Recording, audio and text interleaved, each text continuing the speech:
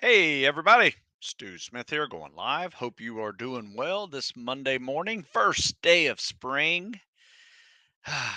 Can't believe it. Winter is over. It's a nice thing, but sometimes the spring season comes in pretty chilly. In fact, today was 25 degrees for our first day of spring, which we've had much warmer February days. But hey, you do what you can. So this week, what we're doing, this is our last week of our winter lift cycle. So that means we are testing. And what are we testing? We are testing everything that we did this winter, along with certain events that are not necessarily strength events, but more kind of a load bearing durability event.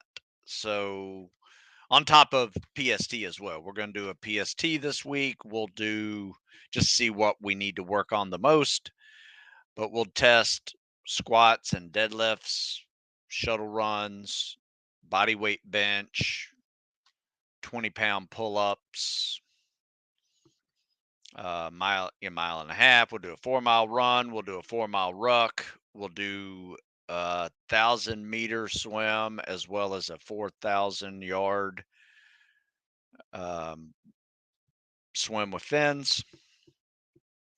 So there's a lot to test. Uh, and the reason why we're testing all that spread throughout the week is we just want to see how we need to focus on the spring. So what we kind of do, and I wrote an article on this, I'll share with it, share this with you. I call it the tactical groundhog um, method. So it's a tactical groundhog week. So check this out. This is a fun article I wrote a while back. Um, Actually, I wrote it last year about this time. And what it is, you know how the Groundhog Day few weeks ago, I guess, came out, sees its shadow, and then we're supposed to have 6 more weeks of winter, or we have springs coming early. I don't know, whatever the rule is. So what we're doing is we're assessing ourselves to determine what we need to focus on either as a group primarily, or if there are some individuals in that group, which there always are, that need to focus more on strength versus cows and cardio, or there's people that are solid on their strength and need to focus more on cows and cardio. So we'll kind of use the spring cycle as a way to address both groups, and we just make small adjustments to the training cycle depending on what they need to focus on the most. So um, that's what we're doing with the tactical groundhog week.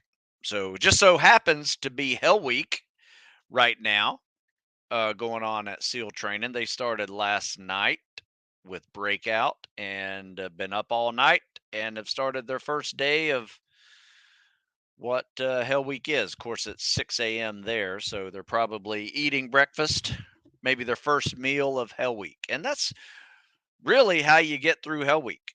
You go from one meal to the next. So now, every 6 hours you get a meal.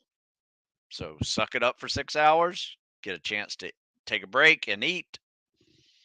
And you need it. You need that food and drink for energy.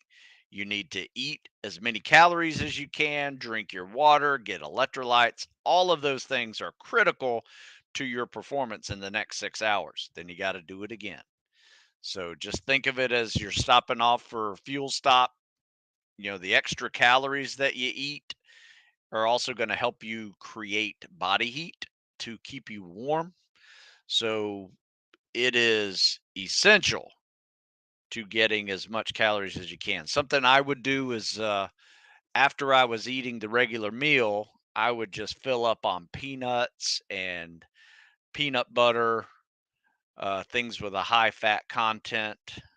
put butter on everything, salt on everything, and just really add a lot of calories to that day because you need it to get through such an event that is really a test. And it's kind of like our test. This is, like this is Groundhog Week for us, where we're just testing all of the strength and, you know, elements of fitness. Put it this way, we are testing the elements of fitness where Buds is testing events.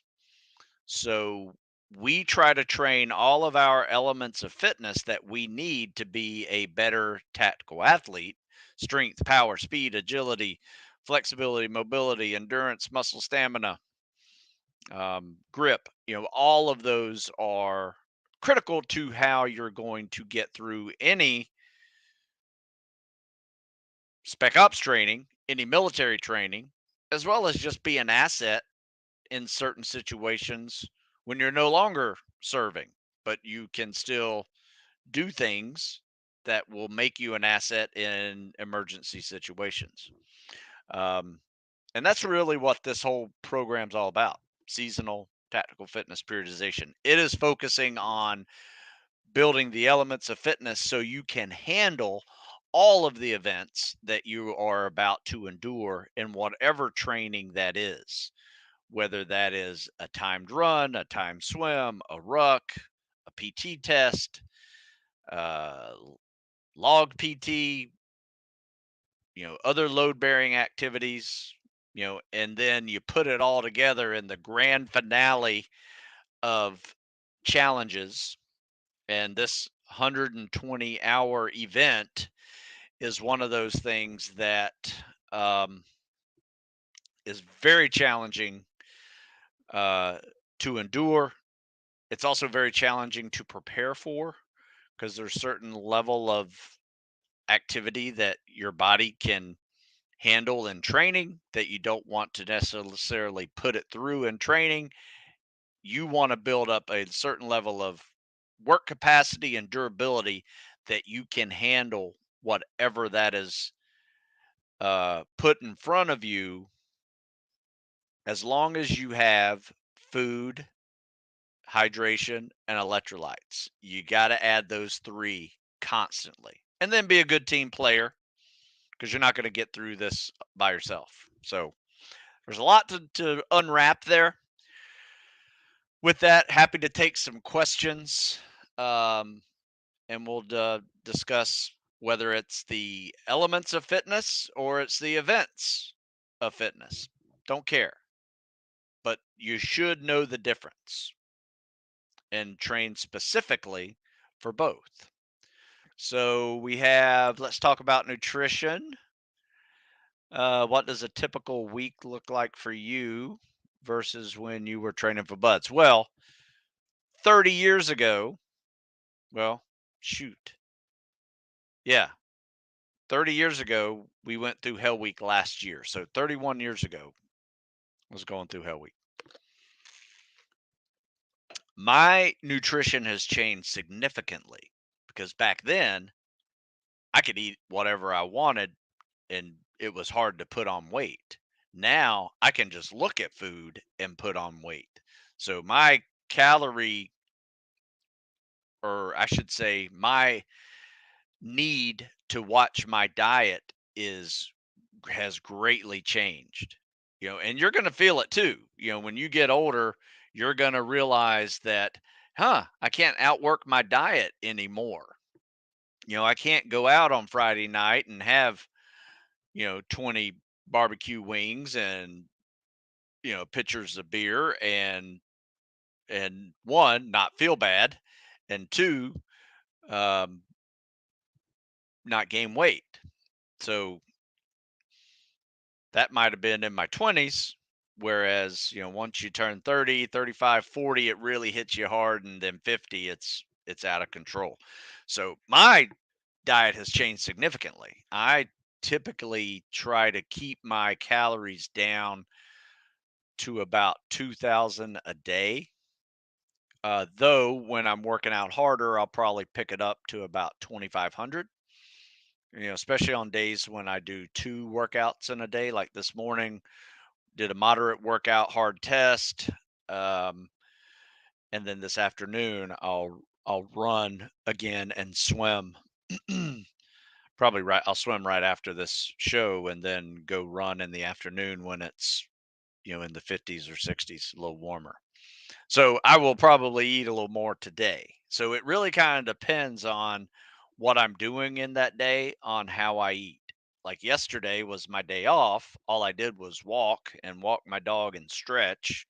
So my calorie intake was much less. I had a very small breakfast, salad, had a couple of meatballs with very little spaghetti and another salad. So, yeah, my diet has changed a lot. And it has to, otherwise I can put on 20 pounds in a couple of months now if I really tried. All I got to do is look at weights and look at food. And when I eat them, I'm really going to put on weight.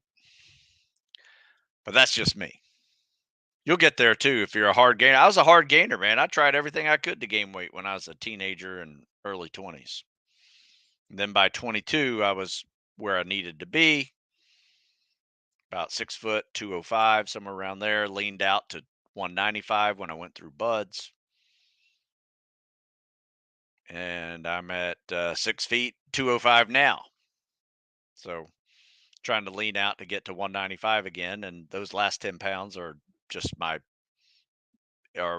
challenge of every year. But usually by the spring and summer, I do a lot better because I kind of drop the weights a little bit and I do a lot more running and high rep stuff. And I tend to burn more calories that way. That's just me though. Was trying to buy your Cows and Cardio book yesterday, wondering why it asked for my address if it is the ebook version on a discount code not working. Um, yeah, discount code is live 15, or you can use military 15. I think the 20 uh is expired. Try to get it back up. I couldn't do it. So it's just live 15 is a 15% off.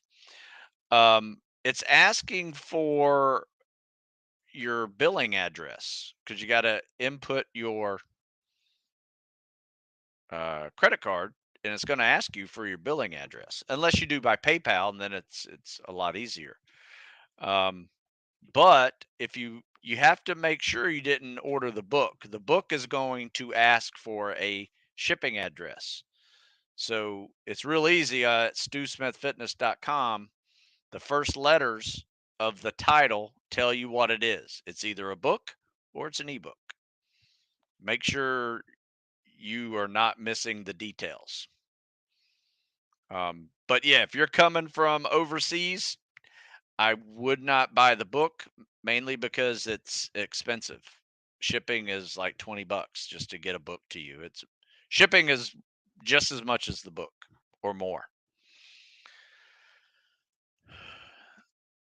Stu, you do so much for recruits and candidates, making sure they are all set up and doing well. How are you doing though? Ready for baseball season? You watching the WBC? Yes. Yes, I am watching some baseball. It's all good. Feeling good. I'm feeling really good. In fact, I tested out today with almost got 16 of my body weight bench, which I got 15. I just probably 15 and 3/4 of the next lift. I needed help on the last 2 inches. But I got 16 or 15 of 205, which I was real happy. I got 20 pull-ups in last week, and then I did 15 with 20 pounds on today. And later today, I'm going to run and swim for that test to see how I am on those. Usually the swim's pretty good. I can usually wrap up a sub 8 even without working that hard.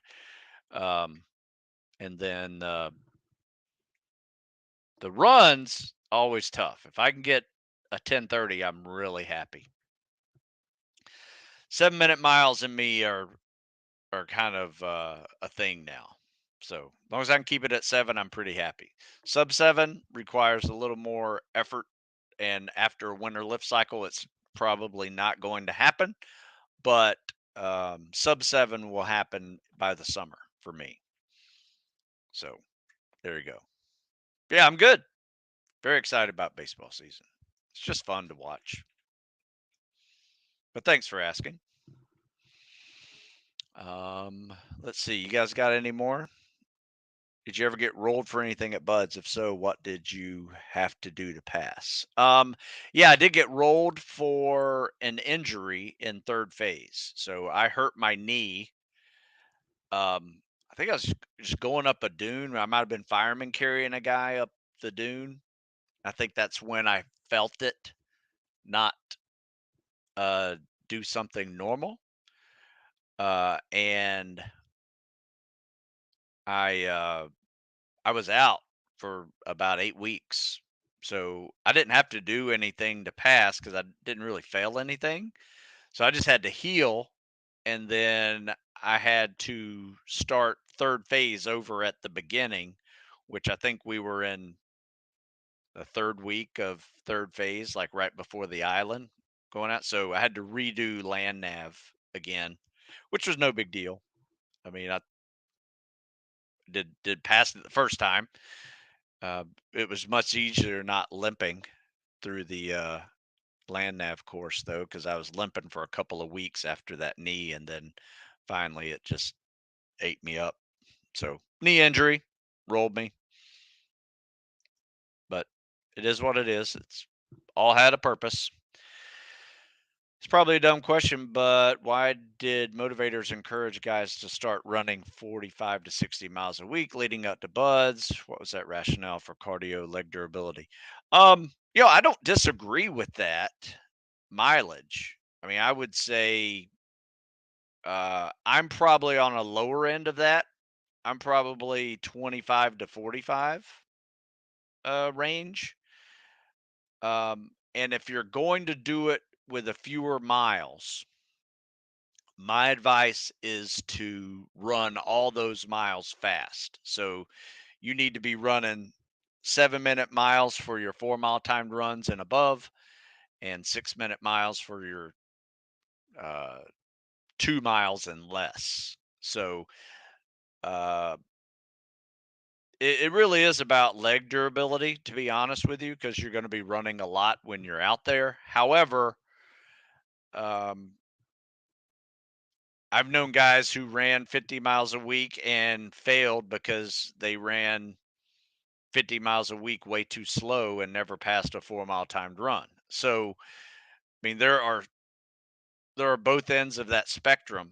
And I've known guys who only ran 20, 25 miles a week and crushed every run at Buds. So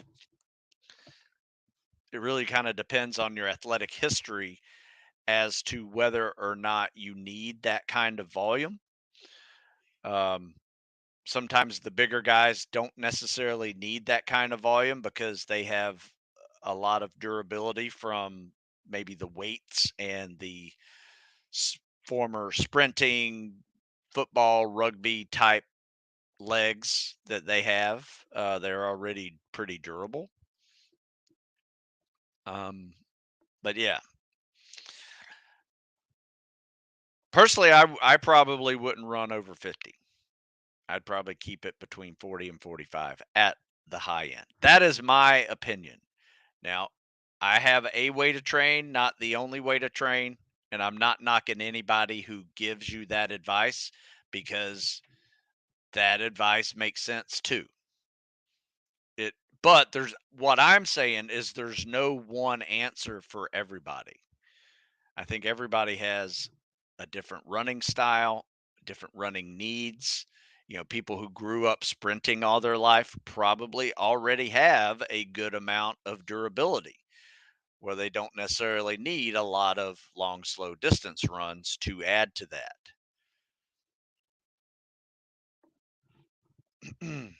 So, anyway, there's a lot of information out there. And really, to be honest with you, you just have to find out what works for you. how you're feeling. Every time I run over 50 miles, I'm going to injure myself. I've done it many, many times, and it's not fun. And I get way too skinny. Um, though right now, probably not a bad idea if I want to lose weight. If I'm going to lose weight, I'm going to run my ass off and probably do 50 miles a week if I could. I may try that once. I may try that one summer just to test it out, see how I handle it at this age.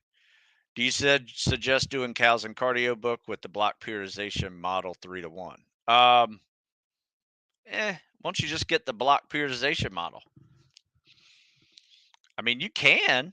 I mean, you can do the cows and cardio for 3 weeks and go for a lift every fourth week if you so choose. Or you can get the actual programs that have that block periodization already built in.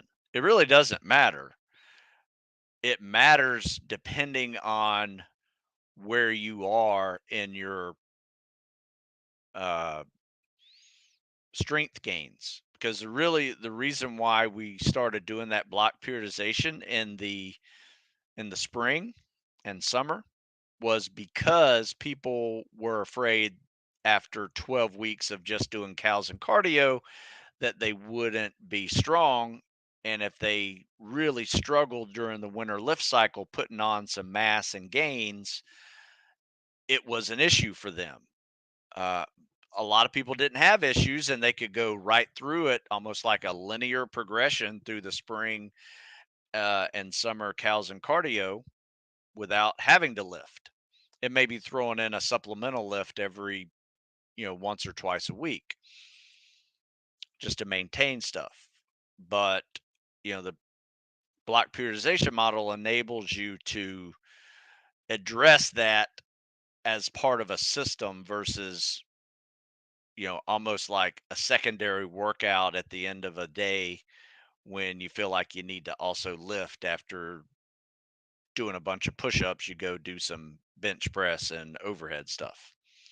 So it really kind of depends, and a lot of times my answer to that it depends is assess yourself. Are you strong enough already and are you always strong? There's a lot of people who are strong, but they had to work really hard to get strong. And 6 weeks or 12 weeks away from lifting is going to make them lose a lot of strength. Whereas someone like myself is, I don't lift weights for a year and it takes me about a month or 6 weeks to get back to my old 1 rep maxes. And I never really lost a lot because I'm still doing cows and cardio or cows, the like push ups and pull ups that are still, you throw a weight vest on there. It's almost like you're lifting weights. So there's a lot of different answers to that. But I think that is the way I would do it. Either way would work. Do you have any advice for guys who want to get really good at land navigation and terrain association for your guys who have gone SFAS or CAG selection? What hard skill prep did they do for it? Yeah, a lot of rucking, a lot of running, just building up your leg endurance for that. So we would do a lot of run and leg PT workouts where, we would run for, let's say, an hour, but every 5 minutes, so these were fast 5 minute sets. So every 5 minutes, we would stop and do a minute worth of squats and a minute worth of lunges. And after an hour, you've accumulated, 50 minutes of running and 10 minutes or so or more of cows and cardio or sorry, of squats and lunges. And it's just a good way to build not only cardio endurance but muscle stamina that goes with that. Now, I would definitely learn how to read a map and learn how to use a compass, learn how to take a heading or a bearing and then just go walk straight to that bearing. um, something you could do, something we did is we linked up with a high school orienteering team, which basically does land nav and does mixes it with cross country, and they were a big help. The guy who ran it was also a former military guy, friend of mine, and that was a big education for all of our guys. And it was fun because these 10th graders are teaching college plus age uh, students, and some of them graduated college, how to do land nav, and they were just very professional about it, and it was neat to see. So that's what we did. But there, you can find guys to help you with land nav. There are definitely people in the business to do that. Just got to look online. Lastly, do you think weighted beach runs should be an integral part of training for buds? Yes, we do it every week. And it's basically one of our leg days. So you ever see those cool pictures of us on running the beach? I put a post up on Instagram. That is a Friday beach run that we do, and it is um, usually 4 miles. But some guys will get there a little bit early, and they'll do maybe six. Some even do eight, mixed with 4 mile run and a 4 mile ruck, or combination of six, where they'll do 4 mile run and a 2 mile ruck. But yes, that we've progressed up to that. But running that soft sand with some weight, absolutely. Throwing in some squats and lunges with that, keep doing it.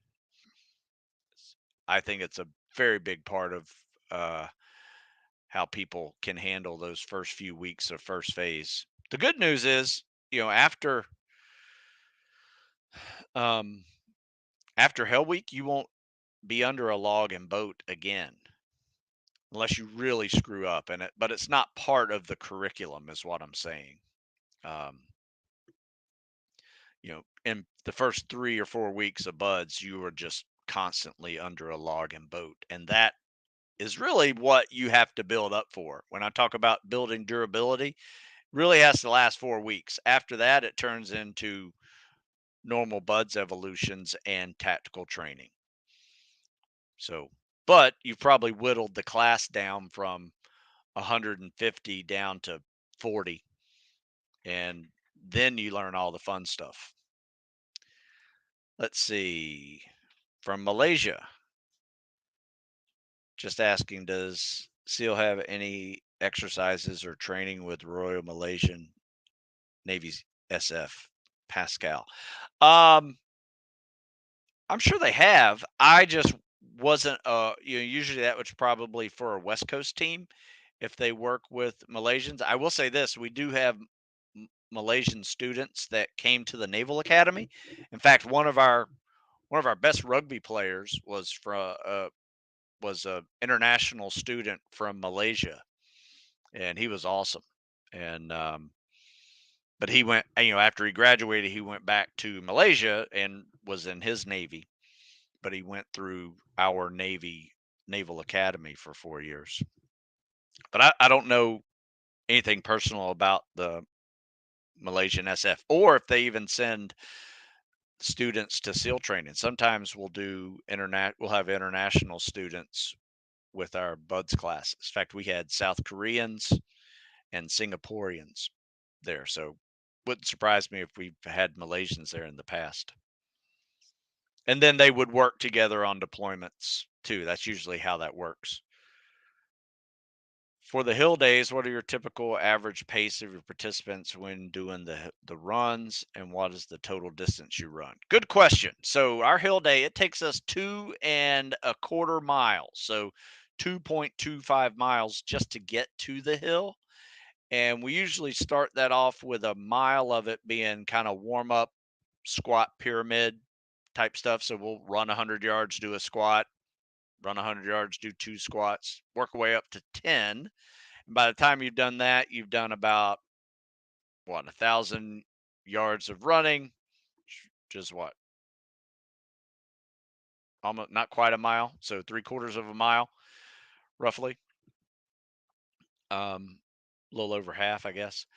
And then we got that next, mile and a half roughly to get to the hill. We usually pick it up on that one, so we kind of go fast on the mile and a half. Then the hill is a quarter mile uphill, and it's a decent grade. I wouldn't say it's like impossible to run up, but it's one of those things like if it was any longer, there'd be some quitters on the hill.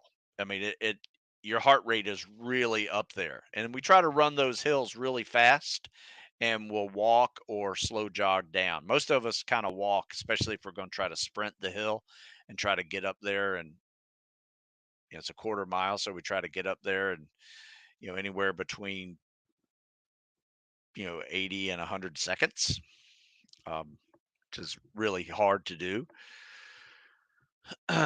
Some guys can go that fast like it's flat ground, which is pretty amazing. So we'll do 5 hills usually, sometimes 10, depending on our where we are in our progression.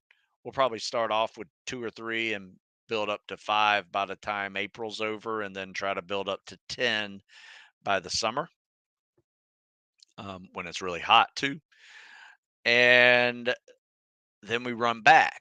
And instead of running like 2 1/4 easy, what we'll do is we'll break that 2 1/4 into 400-meter sets or 800-meter sets, mixed with some squats and lunges thrown in there.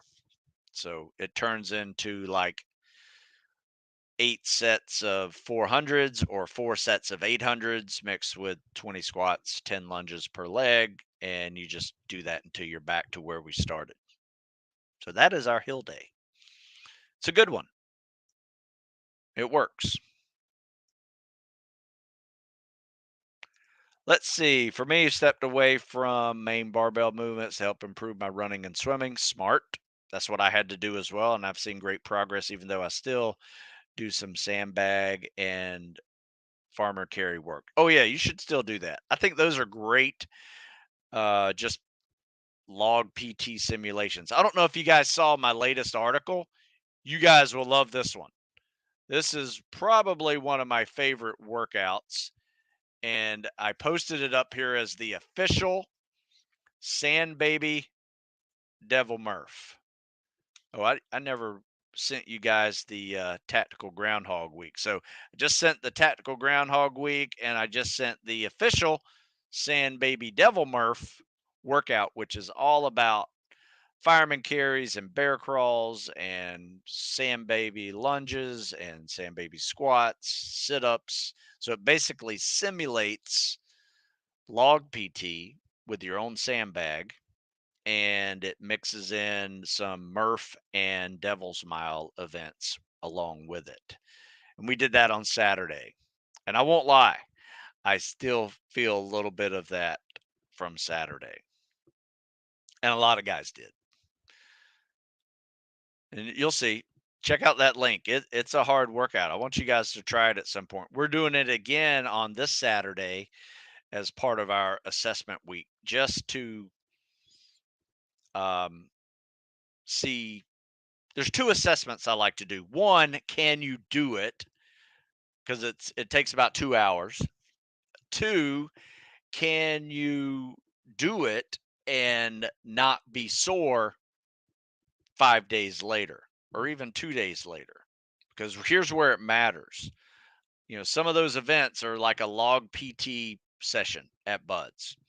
I mean, some of these workouts are like an event at Buds. And let's say you have log PT on Wednesday, but you have a 4-mile timed run on Friday. You have a 2-mile ocean swim with big scuba fins on Thursday. So how are your legs feeling by the end of the week on that 4-mile timed run after all these boat PT, log PT, swim with fins, and then you got a 4-mile timed run, maybe after lunch one day, where you've also done O courses and some kind of grinder PT that morning? Are you able to do a 4-mile timed run on tired legs? That's when it matters. So that's what I'm assessing. And that's one of the reasons why we're going to do that test again on Saturday, and then on Monday we're going to do a 4-mile timed run.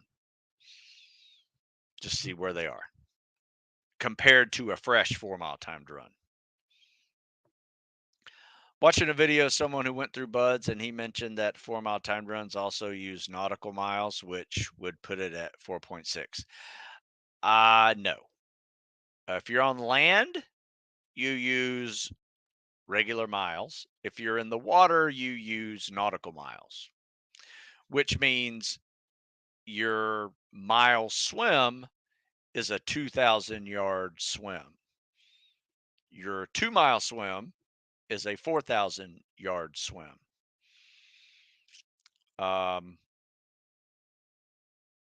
Yeah. I've never used nautical miles on a map. You use nautical miles on a chart, and there's a difference.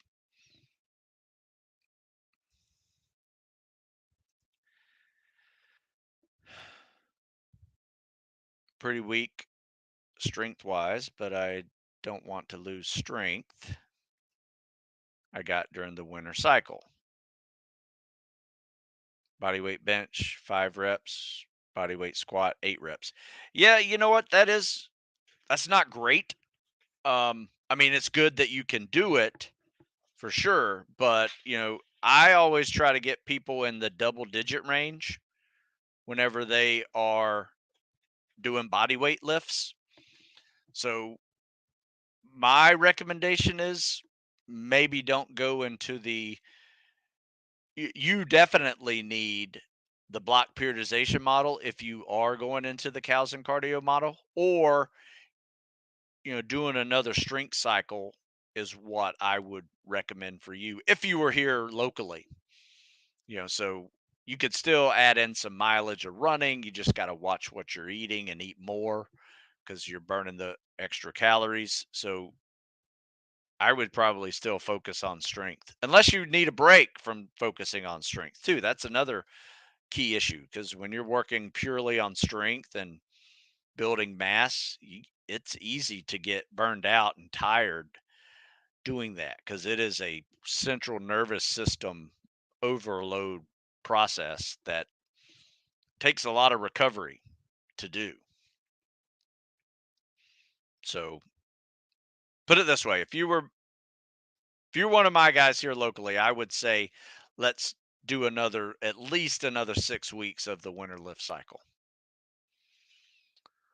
Also, was thinking about following your cows and cardio and not the spring because I'm a beginner intermediate at running.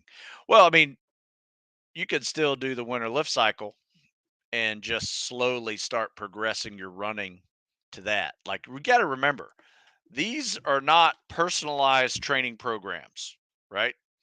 These are guides that you have to personalize for what you're able to do. Like, if you're super strong, this probably won't be that challenging for you. So you may want to add some reps or add some more sets, add some weight, but maybe the running's hard for you to be able to do that and run 12 miles a week. That's in the winter lift cycle.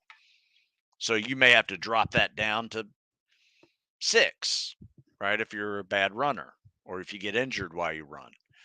So, there are things that you may have to um, make changes to. In fact, I've written an article about it. You can find it, adapting programs to your level of fitness. And it came out as a test article that I was testing. So that's the name of it. And you can see it right here. It's titled Test Article. But the actual title of the article is Adapting Programs to Your Level of Performance and Still Reach Goals. You got to learn how to do that unless you do some personalized training programs, which are completely different. They're personalized for you. Do you prefer toe or heel strike? Neither one. I'm kind of like right in the middle. I mean, I will say this: I do when I'm sprinting, my heels never touch the ground. It's all toe. If I'm running downhill, my heels touch the ground before anything. Seems like. Um, so I tend to run downhill very slowly. Um, but when I'm flat, I tend to run midfoot strike.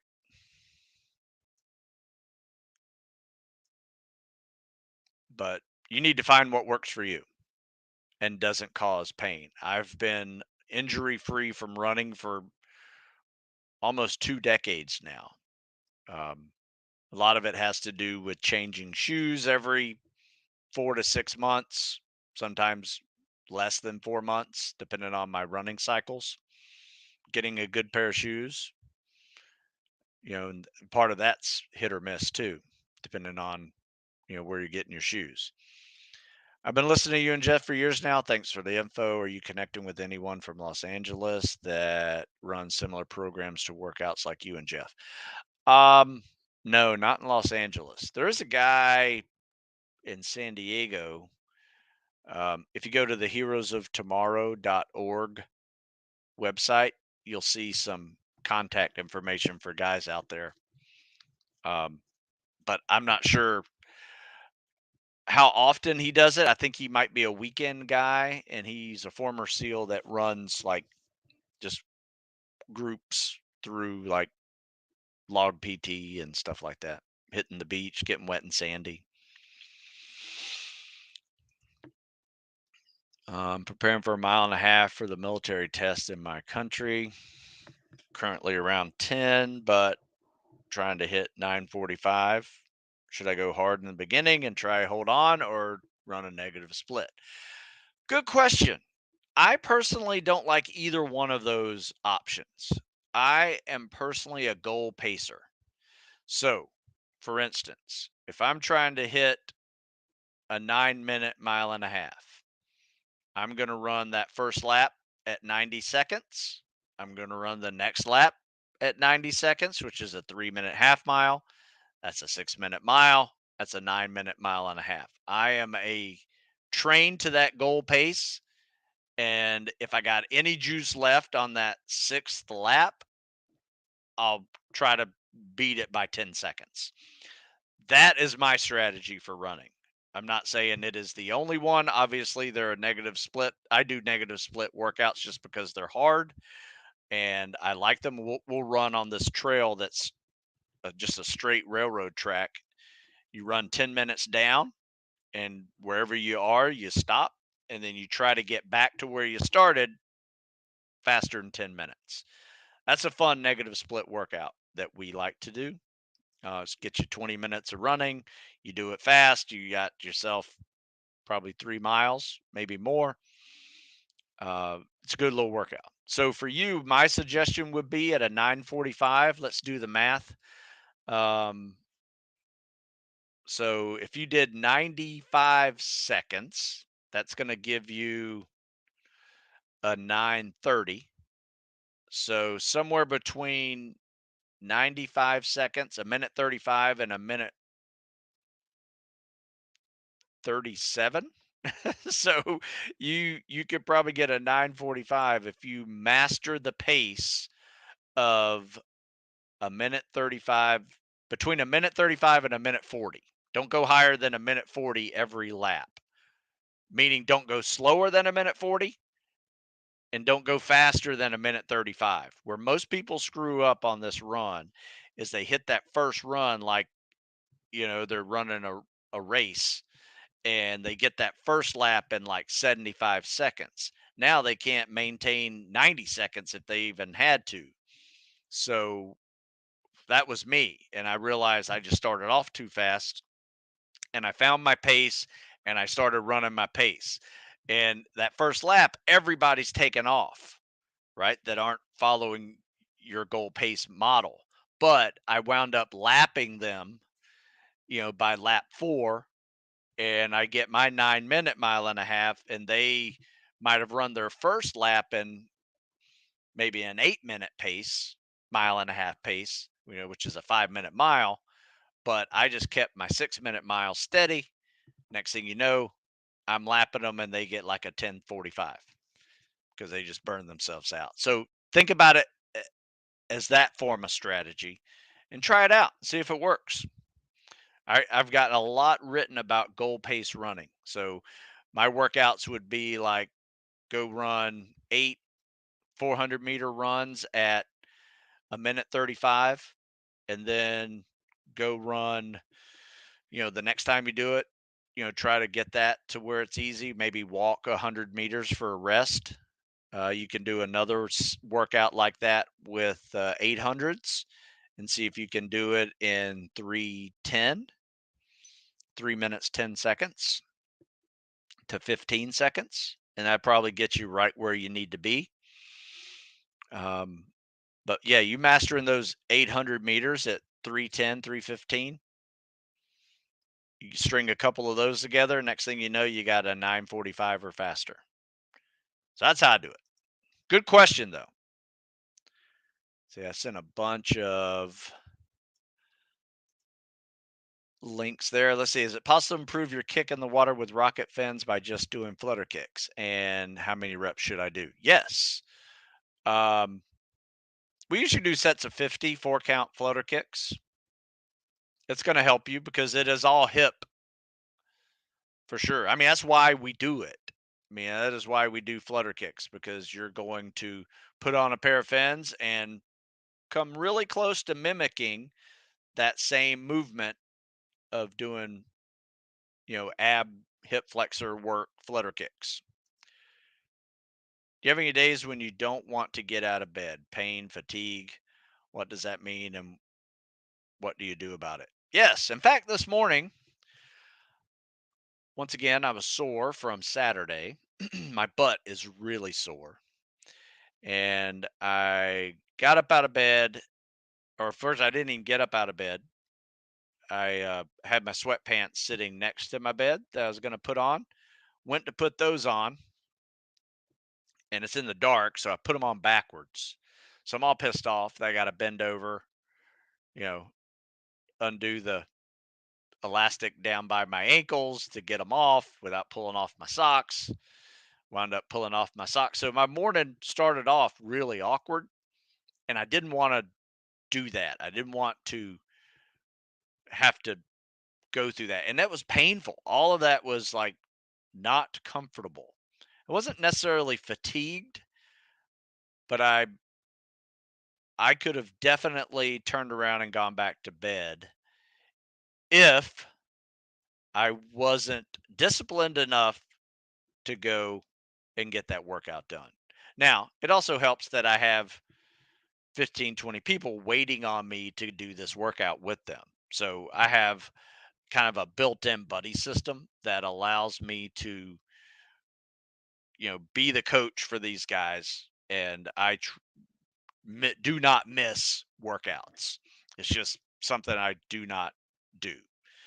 Um, if I miss something, it's because I either went somewhere with my family or business, or maybe one of my guys getting or graduating from a uh, program that I get to go see. Like this weekend, last weekend, I went to Quantico to watch Marine graduate TBS, and then I'm going to go watch 4 of them graduate OCS at Quantico next week.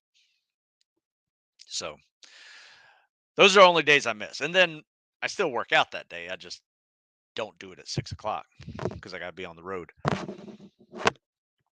But let me tell you, my secret to this is I work out when I don't feel like it because I don't feel like it. Does that make any sense? I almost get pissed at myself because I'm actually having these obtrusive thoughts of like, hey, just go back to bed. You know, don't even worry about your sweatpants. All these things are like going through your head, and you're like, I got pissed off that I was thinking that way, and I went and did it because of that. I don't always have those thoughts. I just happened to have them this morning. Usually I get up out of bed, and, being 54 years old, I have pains just because I have pains, and, a life well lived.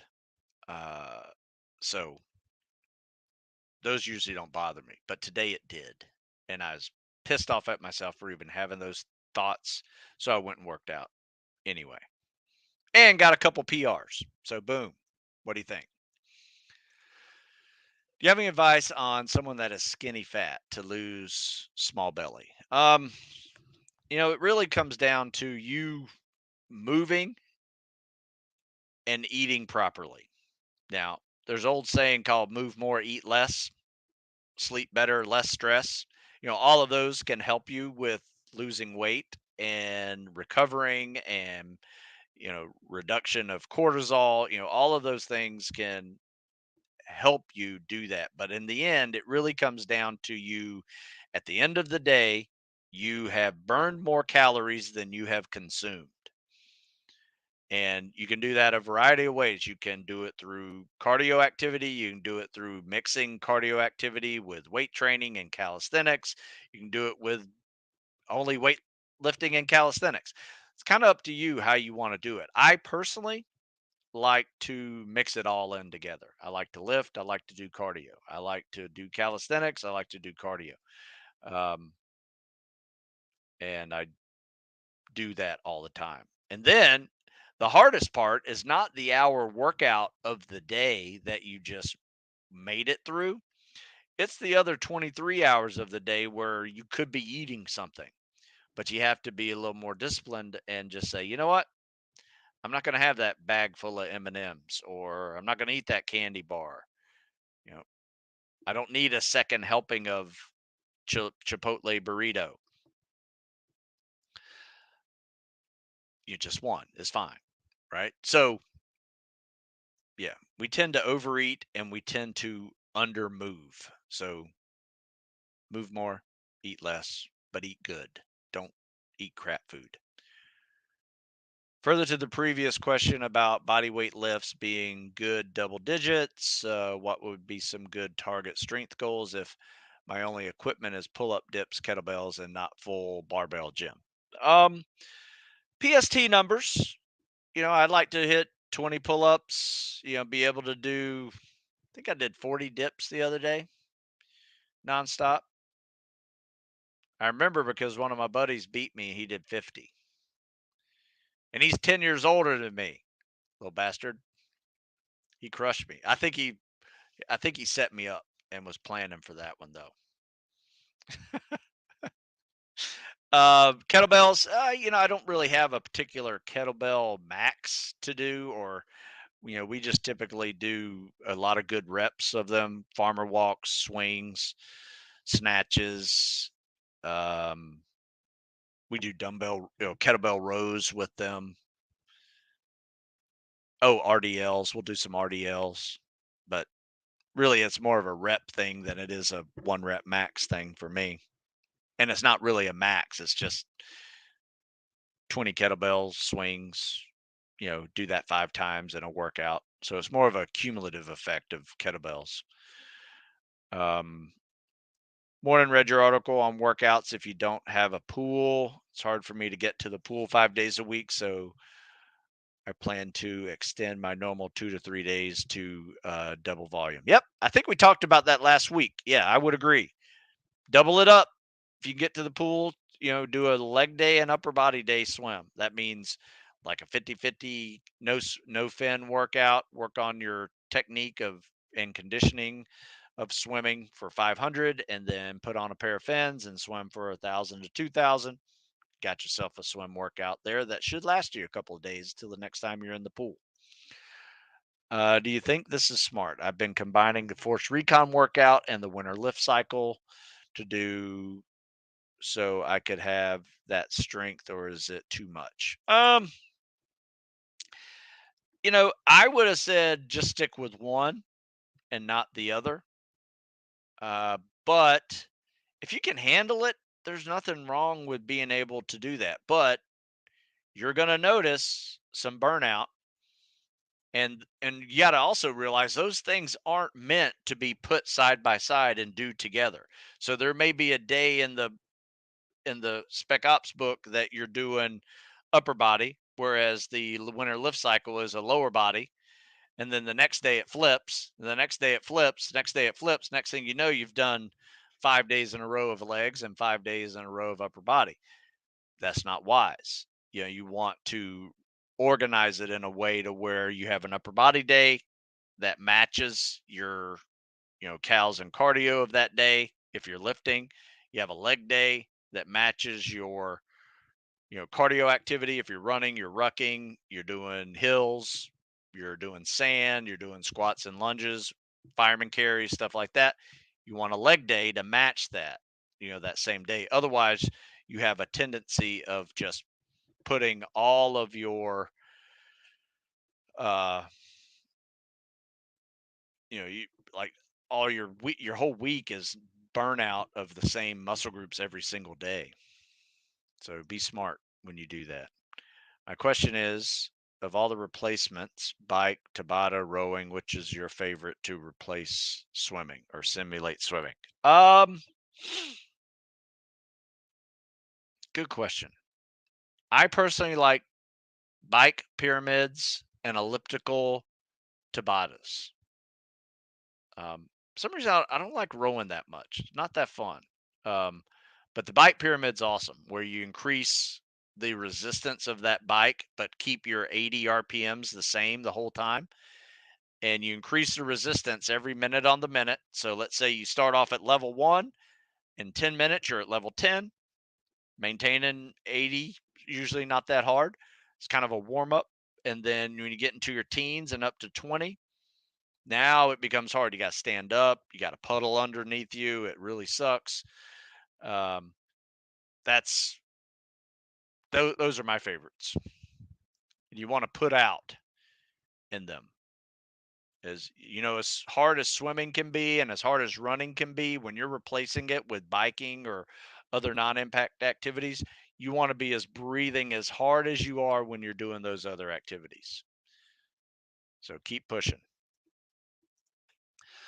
So in week 1, day 5 of cows and cardio, you don't have a rep count for squats and push presses. You know what? Probably a typo. Look at previous workouts and see what I put in there. I'm not sure why it fell off the page, but it looks like it did. I'll probably update that this week. I'm doing some updates on all my programs, by the way. And in fact, I just got the cover back from uh, I'm going to change the workout in Navy SEAL Phase 1, Phase 2, and 3, and it's going to have a new cover and everything in it. So it's going to be a whole different workout. Check out that. So that's the new Navy PST Phase 2. I needed to update it a little bit because there have been some changes. But yeah, this is the new cover that'll be out this week.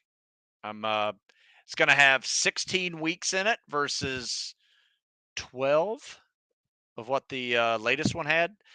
And it's going to be part PST prep as well as the human performance test prep. And for all these groups, so it's SEAL, SWIC, EOD diver, rescue swimmer, and SARC is a new group that is taking this test before they go to boot camp. So that's I guess if there's something exciting going on right now, that's it. That's what I'm doing with that one. So what you see is Phase 1. Uh, Navy SEAL Phase 1 is going away, and this is going to be the new one, and it's going to be better, bigger and better. So there you go.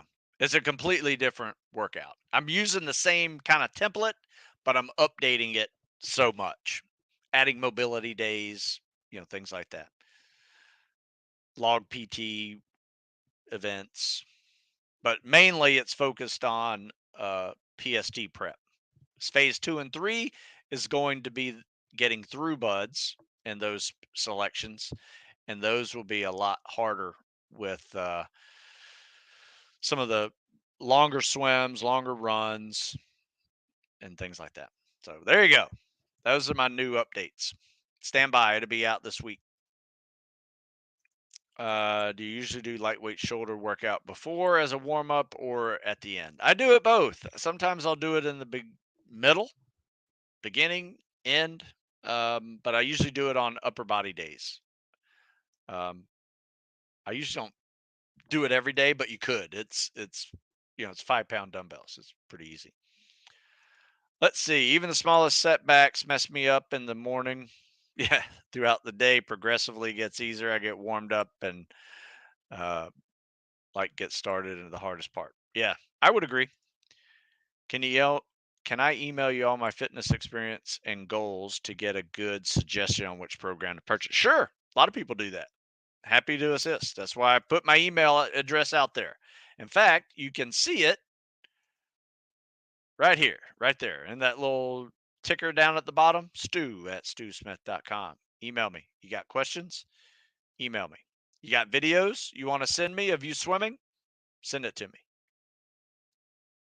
A lot of questions. I got to wrap this up here. You guys are killing it. Great questions today, by the way. I appreciate it. Caesar says he refuses to move past week 1 of cows and cardio to fully complete the PST. That's fine. Nothing wrong with that. If you need help with that swim, it's probably a technique issue. So send me a video you swimming 50 meters and we might be able to get you through that test with fixing some technique. Also want to thank you for the podcast. Had some knee pain and bought some ultras along with toe spacers. Knee pain non-existent. Nice. Yeah, I think it's ultras, ALTRAs. Got the ultra. That's my latest running shoe, the ultra. So this is what I'm going to do as I progress into the 20s and 30s. And I may get up to 40 miles a week this cycle. Usually I get up to like 35, but may push a few weeks at 40 in these new shoes. They feel great though. So John really enjoyed the 12 weeks to buds. That was back in the day. It's still a good one. Still works. A lot of people love that one. Got a lot of compliments with girls from a six pack. Oh, that's awesome. When are y'all starting spring cycle? I am going to try my best to keep up. Spring cycle. Today is week 13 of the winter lift cycle. So my plan is to start the spring cycle next week. So when it's springtime, which today is the first day of spring, we are almost going to be either changing to the spring cycle during spring or maybe wait a week or two, depending on the group if we needed to lift more. I think everybody's ready to move on to cows and cardio with some supplemental lifting. All right, let's see. Last question, and I got to go. It's been over an hour. There's some days where I don't have time for both cows and cardio. What would you choose the days in between? My advice would be if you can't do them both separately, mix them together. So like go for a run, but every couple of minutes stop and do squats and lunges or do push-ups and pull-ups. Those type of things. So that is how I would do it. Or pick the one that you suck at the most. Never neglect a weakness. If you have a choice, go with the weakness. That's my rule. All right, folks, I got to write an article, get this one out. I'll talk about it tomorrow because it's very important. A lot of people are going to start running, increasing their running volume in the next few weeks. And 3 weeks from now, everybody asks me about shin splints. So I'm going to give you some good rules on how to avoid those common running injuries. All right. So until next time, you guys go check out stewsmithfitness.com. The code for 15% off is military15, or you can do live15. In fact, if you would do live15, that way I know you came from the live feed that I send out, just for future reference. LIVE15 saves 15%. Make sure you get the book or the ebook, depending on which one you want. Until next time, we'll see you tomorrow. Have a good one.